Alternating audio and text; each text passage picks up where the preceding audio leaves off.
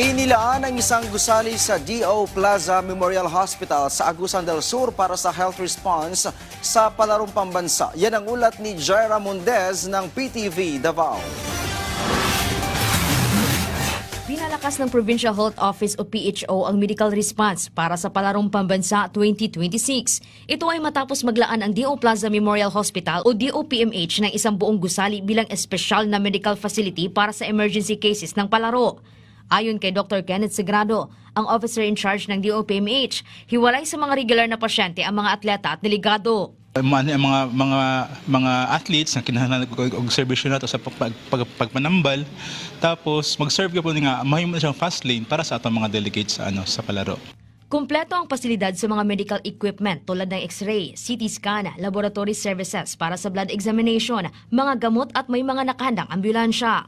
Kung mga ngailangan ng mas mataas na serbisyong medikal, may mga nakahanda ring referral hospitals gaya ng San Francisco Doctors Hospital at iba pang medical facilities sa Butuan, Tagum at Davao. Nakatap ta sa ubang hospitals like sa San Francisco Doctors Hospital or sa Butuan pod sa MJ Santos.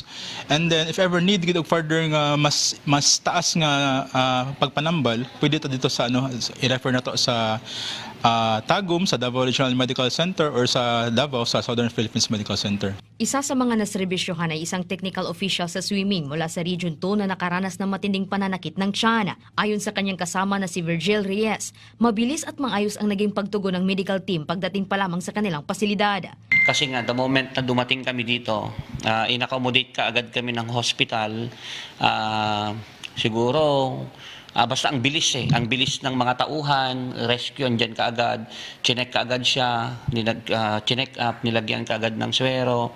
A few moments, lumabas na yung mga result ng lab.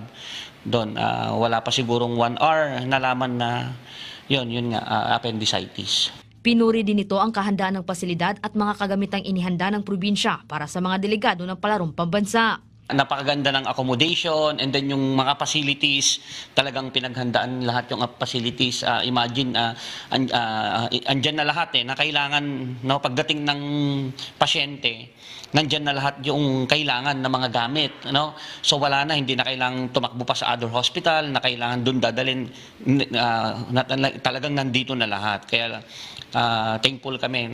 Upang matiyak ang sapat na manpower sa palaro, may nurses, pharmacist, laboratory staff at medical aides kasama ang augmentation mula sa Adela Cerati Memorial Medical Center sa Tandag City, CHR Caraga Regional Hospital, Loreto District Hospital at San Francisco Doctors Hospital. May on-site treatment area rin sa loob ng government center na nakahanda para sa anumang medical emergency ng mga atleta at opisyal ng palarong pambansa 2026. Nakipag-ugnayan na rin ang mga doktor at nurse na nakatalaga sa bawat playing venue upang mas mapabilis ang pagbibigay ng paunang lunas sa mga atleta at delegado.